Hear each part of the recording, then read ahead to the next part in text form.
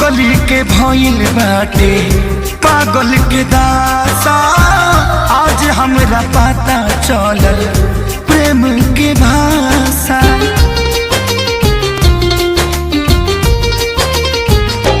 हाँ पगली के भइल बाटे पागल के दासा।